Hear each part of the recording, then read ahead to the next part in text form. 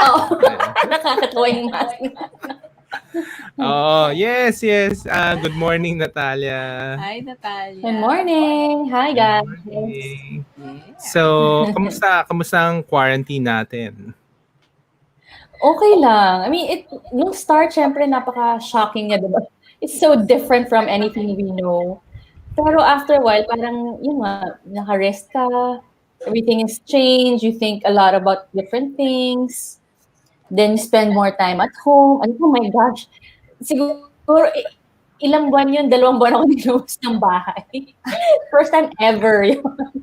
So, anong ginawa mo? Nagluto-luto? Or how did you spend your time? How does Chef Natalia spend her quarantine time? Well, what we did was, since so many things were happening around us, parang I couldn't just not do anything to help out. So, parang ganun. So, I ended up, you remember, I saw sina Koyen. You remember Koyen, right? Yeah. So she was also helping out with frontline feeders. And then I was thinking, okay, maybe I know we can cook for the hospital frontliners, the medical frontliners, right? And what happened was, I was thinking of cooking for the frontliners, like 1 Friday or 2 Fridays, or yun lang, parang every Friday. But when my brother and my sister found out, okay, that I wanted to cook for them, etc., it was a whole operation because I remember during that time, it's still quarantine, super strict, so you can't really go move around, and nobody can come inside the house either. So my brother and sister, they posted it actually on Facebook, and so many people reacted to it and responded. And from that time on, naging everyday na siya. So people donated, people sponsored meals, people gave ingredients, ganyan. So we were able to feed and distribute so much food actually to different hospital frontliners, starting from the hospitals in San Juan, because I'm from San Juan. So Medical City, Cardinal Santos, San Juan Medical, San Martin de Porres, tapos Medical City in Makati, Veterans Hospital. Sa UP, we gave some food also. So yun, naging iba-iba na siya. So it was a mix between working with frontline feeders and parang our own initiative. Kasi hindi lang sa frontline feeders lahat na course yung meals, also through our own efforts. So that's what we've been busy with the past few months. Tuloy-tuloy ba? Or until now, right? Now, how do I say it? The initiative, I ended na. I gave a report actually for the past 2.5 months already. So we've served around 5,500 meals to different hospitals. But I have few more meals left kasi a lot of people were donating talaga, and like some people want to give to certain hospitals, specific hospitals. So now it's Tuesday, Thursdays, so twice a week. We still give 100 meals every twice a week. ano yun? So, but are you still accepting donations o hindi na? You're just finishing it lang? No na. We're gonna finish the Kasi ngayon din, since it's GCQ already, parang like kunwari, Medical City, alam ko parang the canteens are opening already, so the staff can buy food from there. The reason why people were sponsoring and donating was because there's nowhere else they can get the food. So people were donating, so a kitchen like my kitchen can cook for them. Pero ngayon, I think they can buy na ata eh. So maybe All right. So let's start. Let's start pa lang. Let's start. Okay. Ngayon pa lang sa start. All right. Thank you. And we're here talking to thank you for talking to. Hello, good morning. Good morning, everyone. Good morning, Good morning. Natalia. For those people watching in the replay or watching live now, please join our discussion. Put your comments below and we'll show it to Natalia and we'll discuss it during this live show. If you're watching on replay, please feel free to continue to join in the discussion. So, good morning, Natalia. Hi, good morning, guys. Maybe for some Yeah. people who are not familiar with you, Chef, maybe you can share with us your current projects that you're working on, so that everybody's on the same page. All right. Well, I'm Chef Natalia Moran. I've been working with a couple of restaurants in Boracay. So that's the Sunnyside Cafe. We have Spice Bird Piri Piri Grill, Super Magic Burgers, and then there's Little Wave Cafe, Street Market Food Hall. So all of those are in Boracay. We're closed now still, but hopefully when we open, you guys get to come over. And then I'm also a chef consultant. So I run a couple of restaurants in Manila, like Pizza Express Philippines, Your Local, and Granivore at the Grid. So that's basically what I do. Right. So maybe let's start with, so how's the preparation for GCQ with your restaurants in Manila? How was it so far? It was kind of hard. It was very difficult because, like Pizza Express, we opened maybe April, so it was still ECQ that time. So we opened for deliveries and for takeout. Just it's kind of tough because also sales isn't that high. Tapos we have a lot of operating expenses, but we have to start somewhere again. Diba? It's like starting from zero again.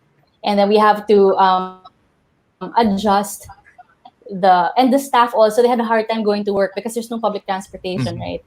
So the company had to provide for their transportation and everything. Siyempre, mas mataas pa yung expenses. Um, so mainly yun, it was difficult, but it's working. So it's open for takeout and deliveries. And which one worked? The pizza ba versus the other concepts? Ano yung mga Um, in order? the Pizza Express, I think people like the pizza eh. So nag-work naman siya, the Pizza Express. The other one, Granivore is still closed up to now eh. But Your Local is open. So the one in Makati, in Legazpi. I guess people have their favorites, right? So those are the ones that are moving. Okay. And kamusta naman during the with GCQ coming now? Are there people more ordering, or are there people are still afraid to go out?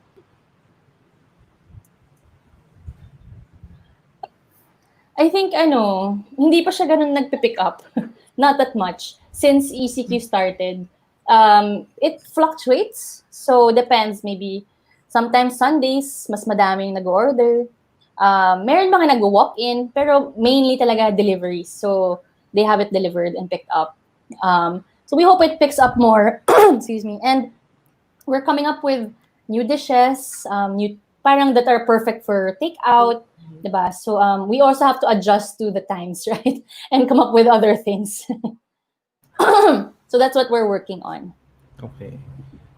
So, balik naman tayo nung sa ECQ. What have you been doing? So, parang mukhang busy ka nung nakikita ko sa mga Facebook feed mo eh. Aside from the cooking meals for the frontliners, so that was our during ECQ. We used to do it every day, every day, between 100 to 400 meals every day, either lunch or dinner or lunch lang or lunch and dinner. So that took a lot of our time, kasi it's just me in the kitchen. We can't have any other staff come in, our helper. So kami nagluluto, naglilinis, and mind you, cleaning the kitchen is a lot of work also and it's tiring. And then, and syempre, we're talking about food pans here, diba? I mean, hindi naman to luto for a family lang, a meal for four or something. It's a meal for like 200-300 people. So, kami, and then pag nagpa-pack na ng food, nilalagay niya sa containers, my mom helps out, my sister, my son, my dad, yeah, they all help out to pack and then deliver the food. So that's what kept me busy. Plus also ordering. Syempre, you have to order from the suppliers. Buti na lang I have, may mga suppliers talaga that I buy from na. So it was easy actually to get supply. Pero syempre, I had to limit the ingredients to what they'd offer, right? So there, ano yun, For puro the home, donation? cook for my family, cook for us. What's the situation in Yung the meals kasi, they're mainly donated. So some people sponsored, people gave money for them. Yung iba naman, yung ibang ingredients, people gave also, but not all. So we've received some sacks of rice, some vegetables from Pilipinas Shell Foundation. We received, some meat, some chicken, mga ganyan. Wow. sige. So naging busy ka talaga. But at least you were able to spend time with Rafael, right? Yeah, yes, definitely. Aside from cooking for the frontliners, syempre cook for the house, so we bake, we cook other stuff. And then we play we play with the Nintendo, we watch movies, stuff like Okay. that. What happened to Parang ang dami mo biglang time kasi, di ba? What happened sa Boracay? What was the situation in Boracay? So everything is closed ba in Boracay? Yeah, not everything. There are other stores that are open, but only for locals. Kasi no tourists allowed yet eh. So, I know there are some restaurants that are open, but it's very limited demand lang din right now. So everybody's adjusting also. And I've been hearing also people doing deliveries. They deliver sa Boracay na mismo na, but they will deliver to your place.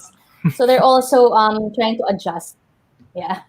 Ano ba sa Boracay? ECQ rin? Or GCQ? Quarantine rin ba? Ngayon, parang GC... nag-quarantine din sila, nag-ECQ din sila, yes. Pero ngayon, mas lenient. I'm not sure if it's GCQ, but like now, people are allowed to swim on the beach already sa sea.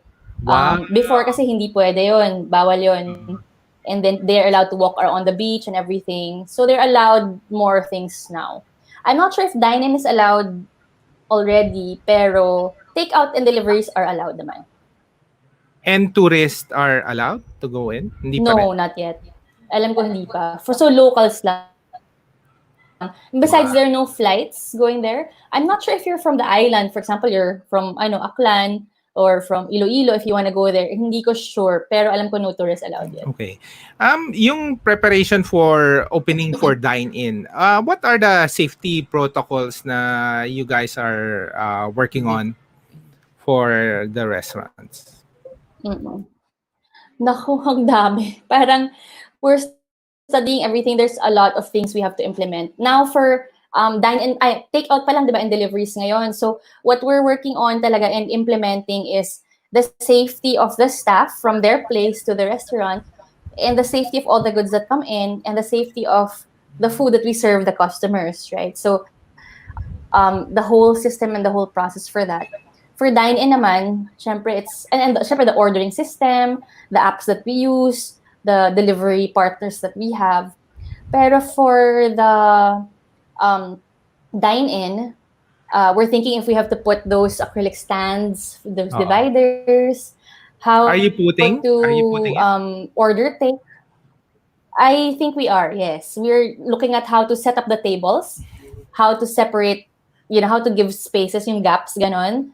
I've seen sa iba, yung iba may stuffed toy in between, every other seat may stuffed toy para hindi mo upuan. May mga X marks, ganon. So we're planning the seat plan of the stores. And I only work with 4 of the restaurants of Tasteless, but they have a lot of restaurants. So you imagine how many restaurants they have, and the order taking. So another thing is the order taking and the payment system. So we're trying to make everything online para pati yung payment, kahit nandun ka sa store, you can pay through your phone para no more contact. So it's hard because when you go to a restaurant, may service talaga, di ba? I mean, somebody comes to you, you want warm, welcoming service, but now at the same time, you have to be distant, right? So you have to draw a thin line between being warm and accommodating and distant from the customer also. Oo nga, paano nga yun, no? How will that work? Diba? Pwede ka mag-smile, pero medyo malayo ka. Yeah. Yung the grid, you work with some of the concepts in the grid?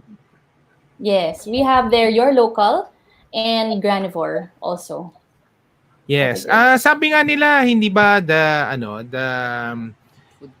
food Hall. hall concept would thrive more than like individual restaurants. What do you think? Like in this example of the grid, because you have bigger space, you can maneuver more, and then with people with more options. What's the plans at the grid?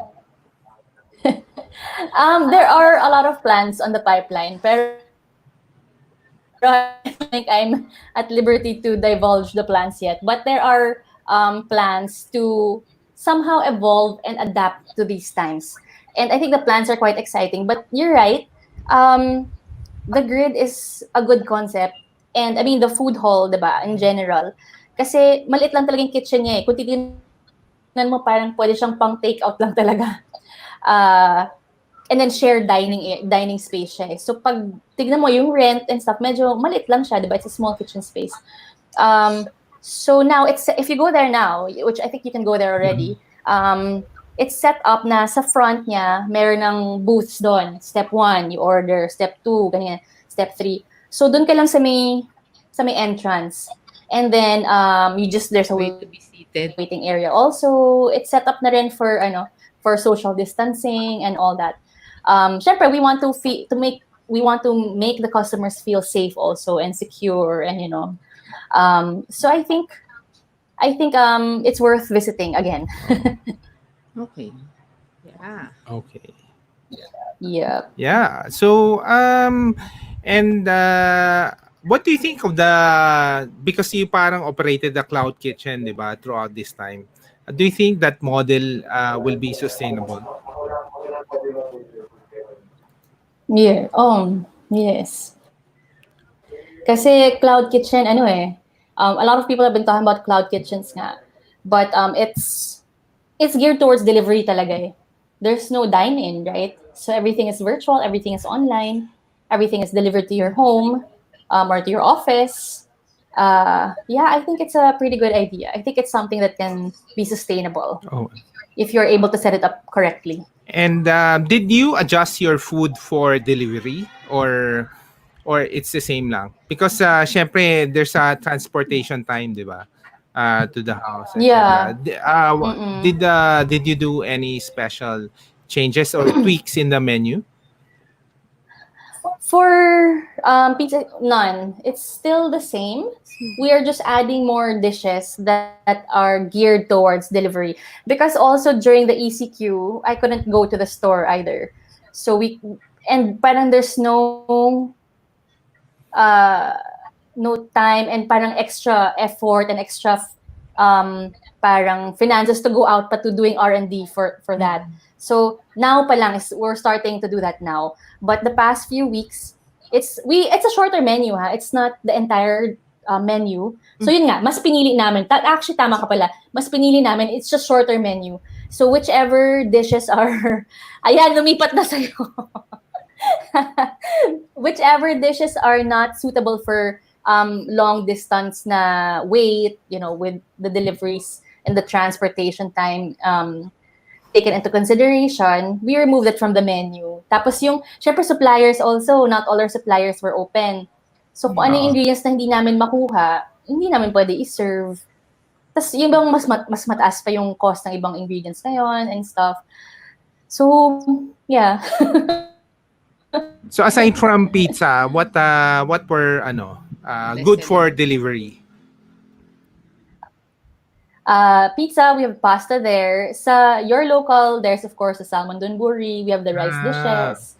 Yan ang malakas. The Hainanese chicken, the salmon donburi.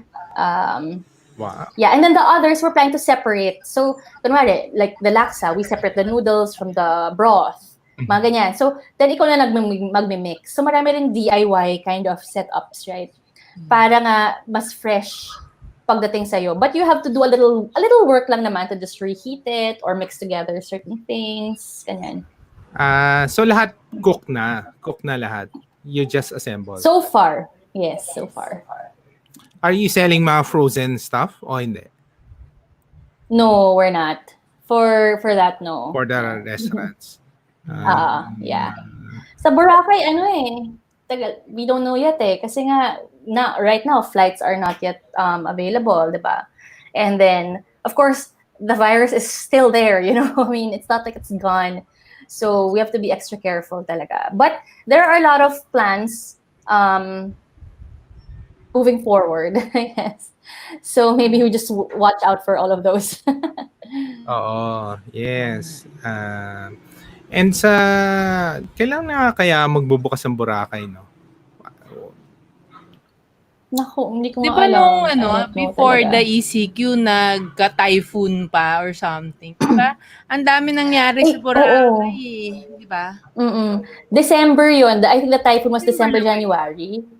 Tapos, Oo, parang December, January. Tapos, actually, kumonti yung tourist talaga. Mga January pa lang, Feb, konti na. Because nga, this was happening already in Wuhan, di ba? In China. Oo. Eh, ang daming tourist kaya galing doon. China, di So, ba? oo, ang dami. So, nung time pa lang na yon, talagang bumaksak na yung tourism. Not just March. Wait, we'll pull in some questions. Hi, Chef Nat. Missing you, my mentor, si Zeus.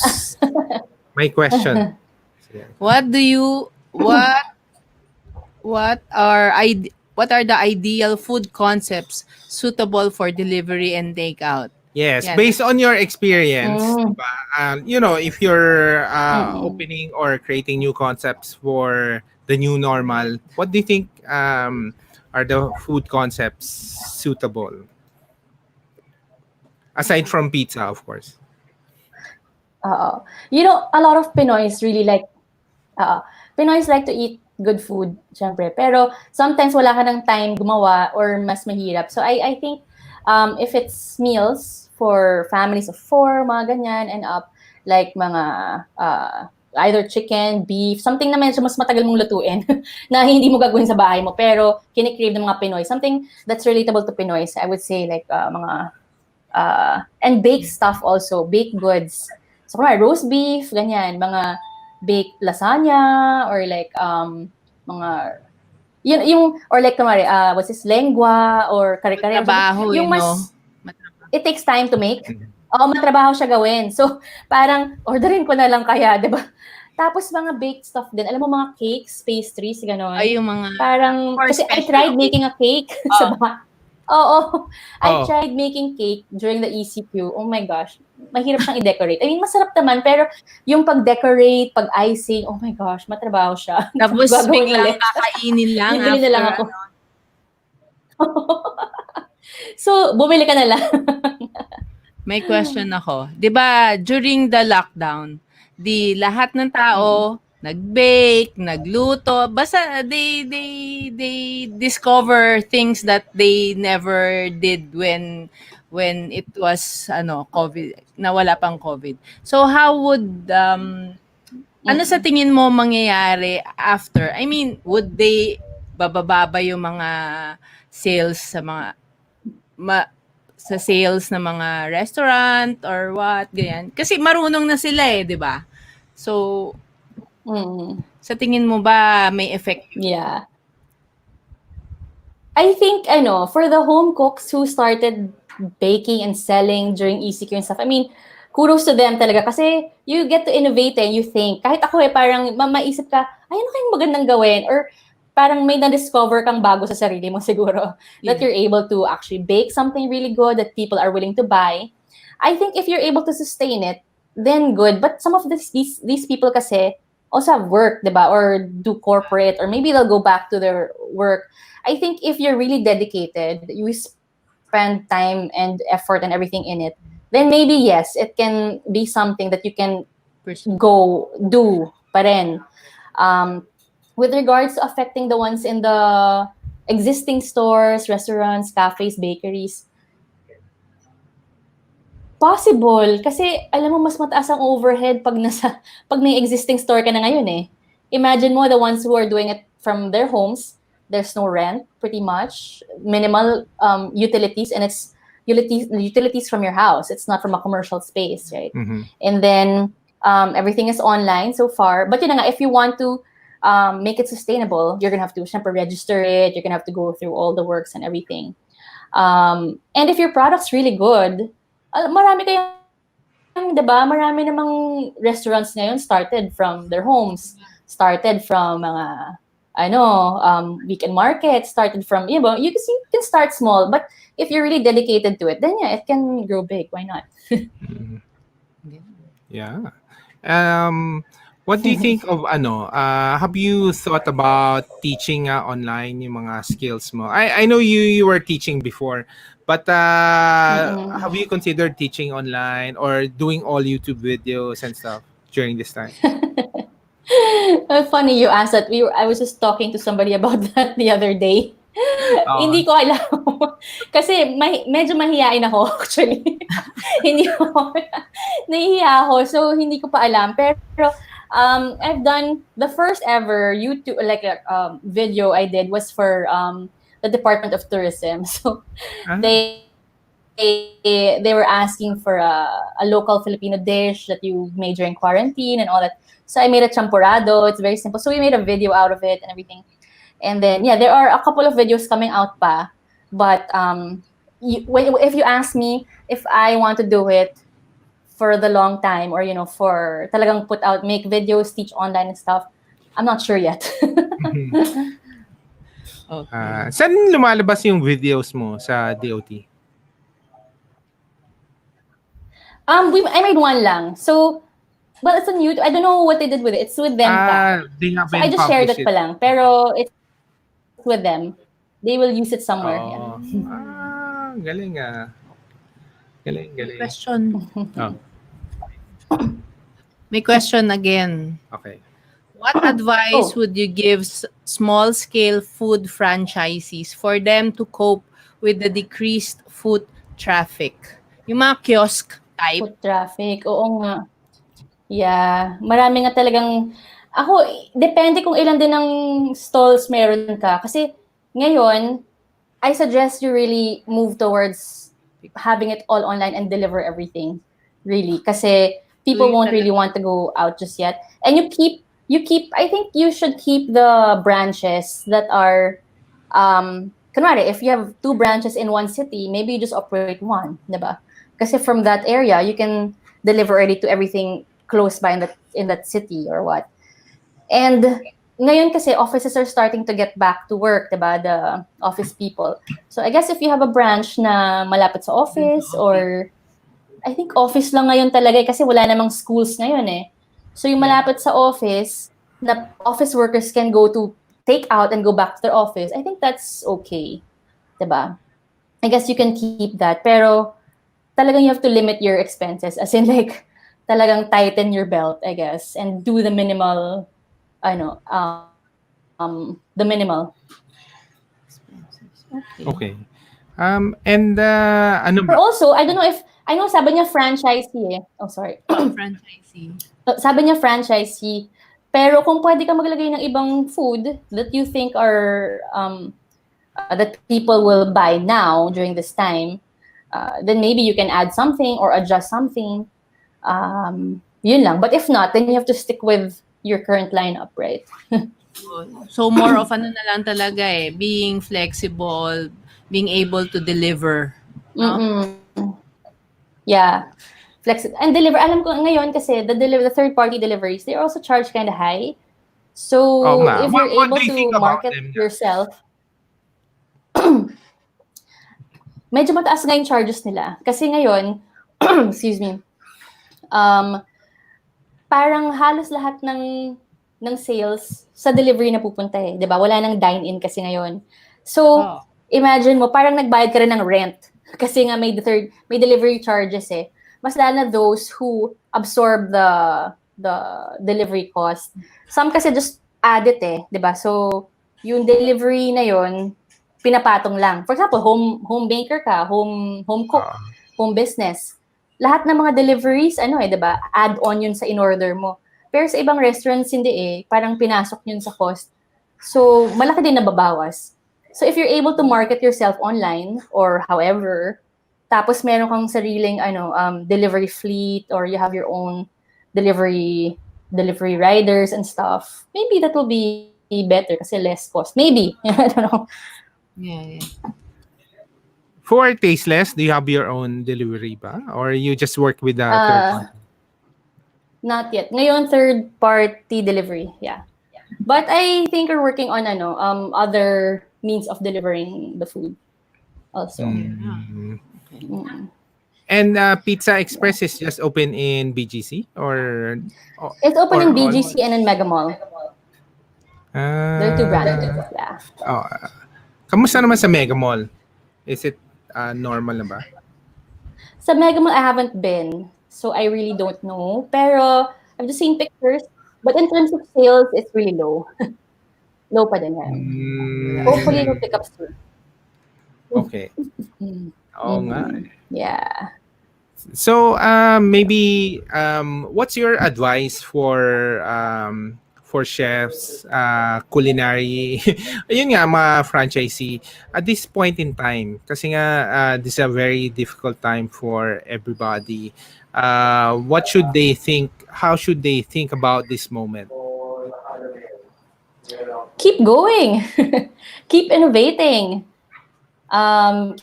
Keep going. Don't stop. I mean, there will be curveballs, every so often in your life, right? I mean, it will keep coming. So I don't think you should stop.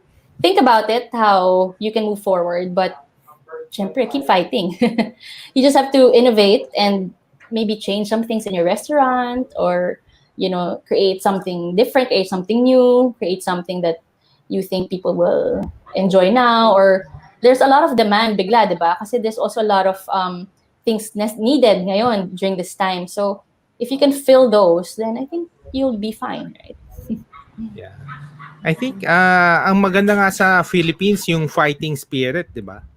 I think in some countries, some Oo. restaurants are closing na. What do you think? Are there restaurants closing already or giving up or everybody's fighting? Fight. Yeah, I mean that's really sad, but yeah, there are restaurants that are closing. There are restaurants that will close down pa. Alam ko there are other restaurants that will close down some of their branches para nga to minimize the whole operation. Oo. So, mangyayari yun. Pero kung mangyari yun, then you have to syempre, those restaurants will do something else, di ba? So it's also time to innovate or, to change strategy, kumbaga. So if you want to close down your store, it'll fine. But then what next, right? So you still have to create something. You still have to do something. Oo. And ikaw, how do you, I know you're very innovative also. How do you start innovating or doing research on, do you think, things that would work in the next few months? Mm-mm. Well, I just cook actually. Cook experiment. It starts with something you want to eat. You like to eat. Something you like. Yeah, To for me, it always try. starts with something I like to eat or something my family likes to eat. So, the past few months also, I've been cooking, kung ano-ano, iba-iba. And then, syempre, I have to think of what's saleable, what people will like, what flavors I think people will like and enjoy. Yung mga hindi pa masyadong binebenta, hindi pa masyadong out there, or mga ganyan. So, I guess that's how it starts. You have to Anong try. example? Maybe you can share. Can you share one at least? Ano bang mga niluluto dito? Well, one is of course baking. So we've done so many cookies, bars, Milk cake nga. Yun, I bread. tried baking. Milk bread. Oh my gosh, nakakatuwa gumawa ng milk buns. So ang dami ko na nagawang milk buns. I May filled them na with naalala, cheese. Ano? may naalala ko. Remember mo yung when we met, you were making pasta. Mga Yes. ravioli. Hindi Yeah. mo ba bubuhayin yon? Oo. Nako, I made nga fresh pasta, gnocchi, ganon. Pero, hindi siguro. Meron na nga iba, so we'll watch out. Yeah. Okay. About the milk buns. What do you think of milk buns? Masarap siya. Actually. Nakakatuwa siyang gawin. Tsaka it's good kasi it's so soft. If you like soft breads, it's so soft. And then you can fill it in with so many things. Thing is, also, ngayon, there's a novelty to it kasi people like ordering online. They're trying out so many things. But I don't know if it's something that will I mean, you can buy also bread outside kasi in the malls, diba? There are milk buns Yeah. everywhere outside. Pero yun nga, since they're closed now, that's why people are making it from their homes. And they're selling a lot kasi nga, it's not yet available there or people don't want to go out. Right? So they see what they see on Instagram, on Facebook, tas doon ka lang bibili. Right? At saka feeling ko rin kung pag nasanay na yung mga tao sa ganon, even after this whole thing, even after, people can go out na talaga safely, sanay ka na din to order online, di ba? Sanay ka na din na, nasanay ka na eh. Okay. Di ba nga? Huh? Ay, may mga... Wait. So we'll pull in. Good morning, Chef. Good morning. Hi. And of course, thanks daw. Oh, you're welcome. You're welcome. I hope I got to answer some of your questions. I think so siguro just to close, what's next for Chef Natalia during this time throughout the 2020? 2020, well, of course, I want the restaurants that I'm handling to succeed and flourish, So we're doing our best to be able to keep everything afloat and to make things better and to adjust and adapt. But me personally, I also have things parang I want to try. There are things that I want to do. Also food related, of course. So this year I think is a year of of um, getting out of your comfort zone. Actually, is getting out of your comfort zone and stepping up, I guess, and doing some things different. It's a year of trying out new things, maybe. All right. Thank you watching. Watching all the way Wow. from Houston. Hi guys. Hi Kuya Hi. Dennis, Ate Model. Wow. Hello. There All are right. frontliners there in the States, actually. Oh. Wow. Your family ba? Maraming frontliners or? Yan, sila from Houston. From Rojas City, meron. We have doctor family members. In Manila, more food talaga, restaurant. Food. Ayan, frontliners sa food restaurant Diba? industry. All right. Thank you. Thank you for spending the morning having a light conversation, Yes. breakfast conversation. Well, thanks Thank for having me, guys. you. Thank you. Hoping to see you guys in person soon. Yeah. Yeah. Without Diba? mask. Without mask. Oo, without the mask. Yes. One of these days. Oo Yeah. nga. Oo, yeah. All right. Thank you. And we're here talking to thank you for All right. Chef, You kailan ba tayo too. magbuburakay ulit? Ay, nako, you have to go. Actually, parang ngayon nga so tempting to go. Ang ganda-ganda, tsaka walang tao halos, di ba? Oo nga. Paano Parang ba so punta tempting. doon? Walang way. Hindi pwede. Unless magical mo sa sarili mo doon. Mga Roro, hindi pwede. Baka pwede tayo mag-Roro Diyos to ko, Rojas yun. City. Pag to tourist, ano. hindi eh. Pag ano ka, pero pag tourist, hindi pwede. Pero Boracay, how can they survive? Ang dami ng catastrophe ng Boracay, no? Oo nga, yeah. From shutdown to shutdown. Yeah. How can restaurants survive there? Well, we're very resilient people. So yes, we do what we have to do. A lot of people there are actually, syempre, you can be discouraged. Some have closed down na talaga. And then, some have re-innovated and stuff. A lot of changes happen talaga pag ganito eh. But yun na nga, you have to try to keep afloat and try to innovate, do something different. Yan. Pero you can't stop fighting eh. Kasi if not, wala. What else will you do? Naman eh, diba? Babalik ka rin. Ano iisipin mo next? Yeah. So, ganun lang. At least, si Sunnyside, kailangan nandiyan pa rin, ha? Oo, kailangan nandun pa rin si Sunnyside. Soon, mag-o-open na rin yon. Talaga? Kailan? Ano ba?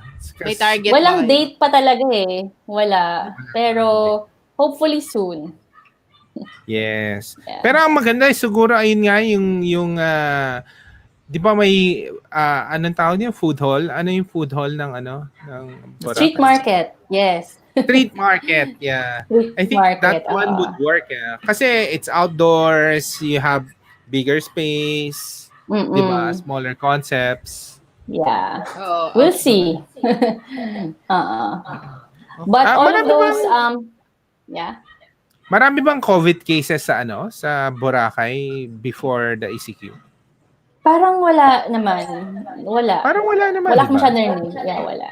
Pero syempre to protect the island and everybody there, and everybody who went back to Boracay, came back home, they'll also have to do self-quarantine, Mm-mm. do all the social distancing, no going out, etc., etc. Ganun din. Pero I'm glad that everybody there is okay naman. They're safe naman. Your family is from Rojas, sabi mo? Which part? Yes, I have family members there. Yes. My mom's brother is married to somebody from there. And Ah, yeah, so I go to Rojas City also. you have projects there? Wala. I had, yes. But none currently. None currently. Yeah, kasi the DSS are from Rojas din eh. From that Capiz. Oo, taga-Caps. Oo, yes. Nandun Yes. kami sa Banica. Okay. Oo. Ah, Tsaka yung hospital doon, the health centrum, that's the hospital Mhm. that they run. Kamusta naman yung Oo, kaya yung frontliners. kamusta yung your son is studying, 'di ba? Ano ba sila? Online na Yes, din. oo. Now it's going to be online classes, yes. They're gonna be starting July. And then, nag-ano na sila, nag-simulate na sila ng classroom setting Oh, online. how was So it? yeah, How was okay naman. It's very, I don't know, it's just so different, diba? Kasi we set up na his school area here in the house, saan yung space niya when there are classes. Actually, kailangan pa siya bilan ng headphones. Pero yung laptop, okay na. So, yeah. But Anong syempre, we grade will niya? see how, Anong grade ni? he's incoming grade 5 na. Rafael. Wow, ang laki na. Same with Yeah. my Same siya ni Rafael. Rafael. Si Rafael tsaka si Lara, yan. Silang magka-batch. Wow. Ang laki na. Laki niya na. Yes. Kayo ba? Ganun din? Online din? Classes nyo? Online yun, oo. July din magsa-start. Pero Pero meron my silang gosh. may schedule sila for kunyari October. Parang target lang siguro, parang date lang na if all is well by October, Yeah. physically go to school. Yeah, same with the Rafa school. But you have 4 boys, right? So they all have their own space in the house with one computer each? Ganon? Dapat. Oo. Kasi Oh at the my. same time morning, di ba? So, Oo, yeah.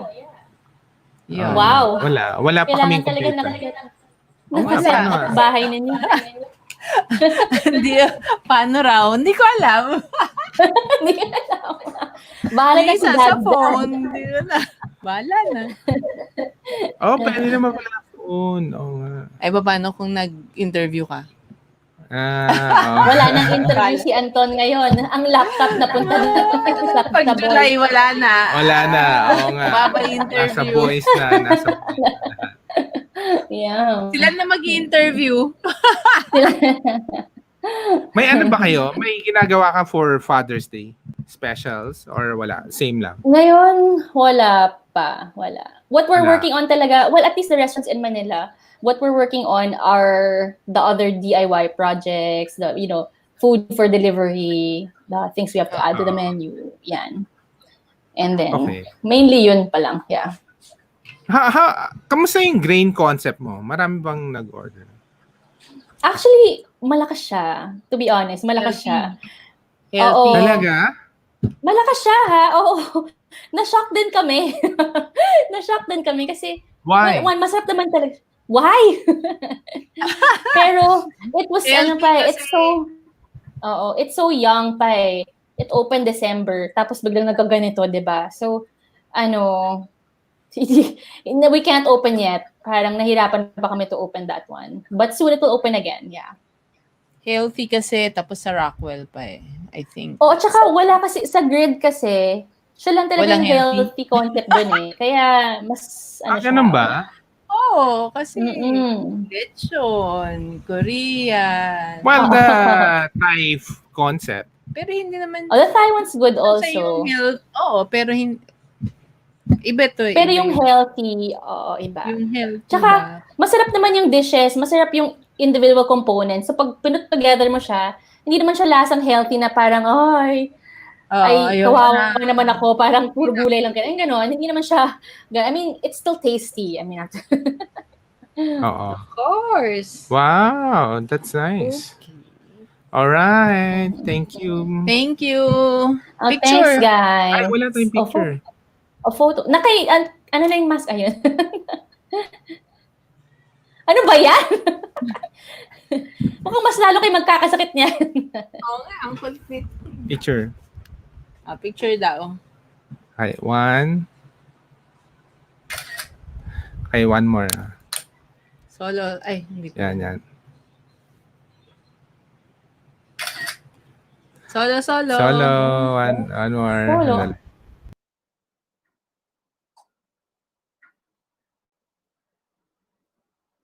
Basta.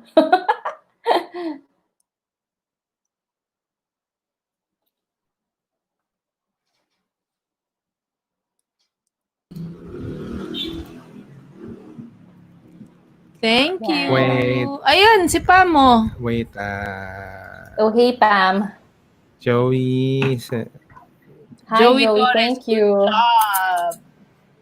Rafael Camus. Oh, si ano yan Boracay always finds a way, no? Yes, definitely. Boracay will always find a way. So, hi, Raf. Ayan, yan si Raf. Ano yan? Regular Ano? yan, loyal yan sa Granivore. Wow. And then si Pam. Oh, hi, Pam. Ang Yes, Mercato we're favorite. Mercato friends, diba? Yes. Ito. Diyan kami nag-start. I love you, Chef. Thanks, Pam. Thank you for cooking so well and serving so well. All right. Thanks, Cuz. Thank you, Chef. Bye-bye. Okay, bye, guys. Thank you. I'll see you soon. Bye-bye. Bye.